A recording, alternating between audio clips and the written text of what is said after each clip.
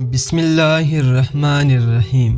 اللہ تبارک و تعالی کے نام سے شروع جو بڑا مہربان اور نہایت رحم کرنے والا ہے۔ پیارے اسلامی بھائیو، السلام علیکم۔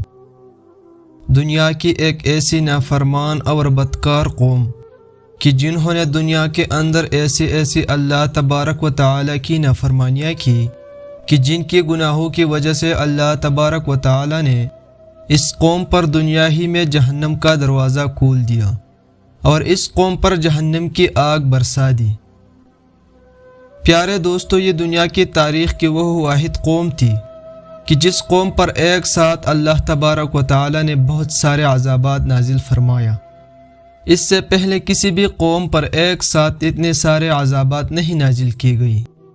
پیارے دوستو، آج کی اس ویڈیو میں ہم آپ کو بتائیں گے کہ یہ بدترین قوم کون تھی، اور یہ قوم ہر 3 ماہ بعد ایک خوبصورت لڑکی کو ایک درخت کے لیے کیوں ذبح کیا کرتی تھی، اور پھر اللہ تبارک و تعالی نے اس قوم کی نافرمانیوں کی سبب کس طرح اس قوم پر اپنا دردناک عذاب نازل فرمایا اور اس قوم کو ہلاک و برباد کر دیا۔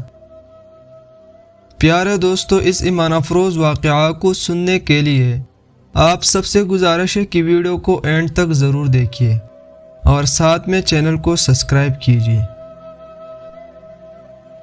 حضرت شعیب علیہ السلام کی بعثت مدین میں ہوئی تھی۔ مدین کسی مقام کا نام نہیں بلکہ قبیلے کا نام ہے۔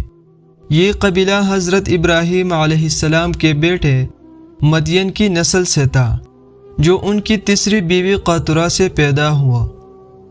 اس لیے حضرت ابراہیم علیہ السلام کا یہ خاندان بنی قطرہ کہلاتا ہے۔ مدین اپنے اہل و عیال کے ساتھ اپنے سوتیلے بھائی حضرت اسماعیل علیہ السلام کے پہلو ہی میں حجاز میں آباد ہو گیا تھا۔ یہی خاندان آگے چل کر ایک بڑا قبیلہ بن گیا، اور شعیب علیہ السلام بھی چونکہ اسی نسل اور اسی قبیلے سے تھے، اس لیے ان کی بعثت کے بعد یہ قوم شعیب کہلایا۔ قرآن عزیز نے اس قبیلے کی آبادی کے متعلق ہم کو 2 باتوں سے تعارف کرایا ہے۔ ایک یہ کہ وہ امام مبین پر آباد تھا، دوسرے یہ کہ وہ اصحاب ایکا جن والے تھے۔ عربی میں ایکا ان سرسبز و شاداب جھاڑیوں کو کہتے ہیں جو ہرے بھرے درختوں کی کثرت کی وجہ سے جنگلوں اور بنوں میں آگے رہتی ہے اور جاندے کی شکل اختیار کر لیتی ہے۔ مفسرین اس بارے میں مختلف ہے کہ مدین اور اصحاب ایکا ایک ہی قبیلے کے 2 نام ہیں یا 2 جدا جدا قبیلے ہیں۔ بعضوں کا خیال ہے کہ دونوں جدا جدا قبیلے ہیں۔ مدین متمدن اور شہری قبیلہ تھا، اور اصحاب ایکا دیہاتی اور بدوی قبیلہ جو جنگل اور بن میں آباد تھا، اس لیے اس کو بن والا یا جنگل والا کہا گیا۔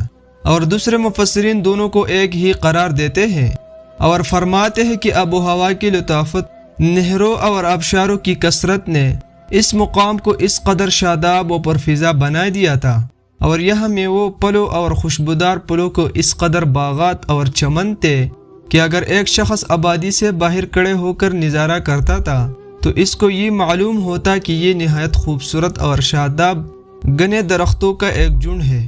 اسی وجہ سے قرآن عزیز نے اس کو ایکا کہہ کر تعارف کرایا۔ ان مفسرین میں سے حافظ عماد الدین ابن کثیر کا یہ خیال ہے کہ یہ ایکا نام ایک درخت تھا۔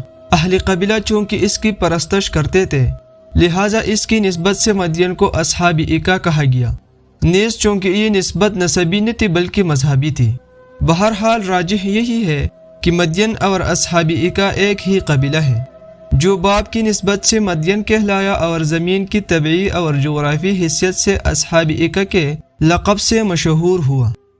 مدین کے رہنے والوں کو اللہ پاک نے بڑی نعمتیں عطا فرمائی تھی۔ اللہ پاک نے انہیں گھنے باغات اور جنگلات عطا فرمائے تھے، اس لیے یہ قوم اصحاب ایکا جنگل والا بھی کہلاتی ہے۔ اللہ پاک نے ان کی تجارت میں بھی برکت رکھی تھی، لیکن اس قوم نے اللہ کا شکر ادا کرنے کے بجائے بہت زیادہ ناشکری کی۔ نفع ملنے کے باوجود ناپ تول میں بے ایمانی کرنے لگے، سامان تول کر دیتے ہوئے کمی کرتے اور لیتے ہوئے حق سے زیادہ لینے کی کوشش کرتے۔ اس کے علاوہ یہ لوگ تجارتی قافلوں کو لوٹ کر ان کا مال بھی چھین لیتے تھے۔ اللہ نے ان لوگوں کو سیدھا راستہ دکھانے کے لیے انہوں میں سے حضرت شعیب علیہ السلام کو رسول بنایا۔ حضرت شعیب علیہ السلام کو اپنی قوم کی ان نافرمانیوں پر شدید غم تھا، لیکن قوم نے ان کا مذاق اڑایا اور کہا، ہم تو سمجھتے تھے کہ تم تو بڑے سمجھدار ہو، کیا تمہاری نماز تم کو یہی سکھاتی ہے کہ ہم ان بتوں کی پوجا چھوڑ دیں جنہیں ہمارے باپ دادا پوجتے آئی ہے؟ کیا ہم اپنے مالوں میں اپنی مرضی بھی نہ چلائے؟ حضرت شعیب علیہ السلام نے قوم کو اللہ کے عذاب سے ڈرایا۔ آپ علیہ السلام نے ان سے فرمایا کہ ایسا نہ ہو کہ تمہارے برے اعمال کی وجہ سے تم پر بھی ہولناک عذاب آ جائے۔ یاد رکھو تم سے پہلے قوم نوح، قوم سمود اور قوم لوط پر آیا تھا۔ علامہ عماد الدین ابن کثیر فرماتے ہیں کہ اللہ نے جو صفات اہل مدین کی بیان فرمائی وہ اصحاب ایکہ کی بھی فرمائے۔ دونوں ایک ہی طرح کی برائیوں میں مبتلا تھے اور ایک ہی جماعت و امت تھے، لیکن کئی قسم کے عذاب سے ہلاک ہوئے، اور اللہ نے ہر جگہ وہاں کے مناسب عذاب کا ذکر فرمایا۔ اللہ تعالیٰ نے ان پر سخت گرمی مسلط فرمائی اور 7 دن مسلسل ہوا بند رکھی، جس کی وجہ سے نہ پانی ان کی گرمی دور کر سکا نہ سایہ چنا، یہ لوگ وحشت کے عالم میں گھروں سے نکل کر جنگل کی جانب بھاگے جہاں ان پر بادلوں نے سایہ کر لیا۔ یہ سب نہایت خوشی بادلوں کے اس گہرے سائے تلے جمع ہو گئے۔ ابھی وہ لوگ اس ابر آلود سائے سے پوری طرح لطف اندوز نہ ہوئے پائے تھے کہ اچانک کالے سیاہ بادلوں میں سے آگ کی بڑکتے ہوئے شعلے برسانے شروع ہو گئے، اور پھر دیکھتے ہی دیکھتے زمین نے اپنی پوری قوت کے ساتھ انہیں جھنجھوڑ ڈالا، یعنی شدید زلزلے نے انہیں آ گیرا۔ پھر آسمان سے ایک چیخ بلند ہوئی تو اس سے ان کے کلیجے پھٹ گئے، جسموں کو تباہ و ویران کر دیا، اور یہ سب اوندے گرے پڑے رہ گئے۔ کچھ مفسرین کے مطابق یہ 2 قومیں تھیں جن کی نبی حضرت شعیب علیہ السلام تھے، جبکہ ان دونوں پر عذاب کی نوعیت بھی الگ تھی۔ بعضوں کا خیال ہے کہ قوم شعیب کی 3 گروہوں پر الگ الگ عذاب نازل کیا گیا، واللہ اعلم۔ بہرحال قرآن کریم اس بات کی تصدیق کرتا ہے کہ قوم سمود کی طرح پوری قوم شعیب کو بھی عذاب کے ذریعے ختم کر دیا گیا۔ قوم پر عذاب آتا دیکھ کر حضرت شعیب علیہ السلام اور ان کی ساتھی وہاں سے چل دیے۔ جمہور مفسرین نے فرمایا کہ یہ حضرات وہاں سے مکہ معظمہ آ گئے اور پھر آخر تک وہ قیام رہا۔ قوم کی انتہائی سرکشی اور نافرمانی سے مایوس ہو کر شعیب علیہ السلام نے بددعا تو کر دی، مگر جب اس کے نتیجے میں قوم پر عذاب آیا تو پیغمبرانہ شفقت کے سبب دل دکھا، تو اپنے دل کو تسلی دینے کے لیے قوم سے خطاب میں فرمایا کہ میں نے تو تمہارے رب کے احکام تم تک پہنچا دیے تھے اور تمہاری خیرخواہی میں کوئی فروگشت نہ کی تھی، مگر میں کافر قوم کا کہاں تک غم کروں۔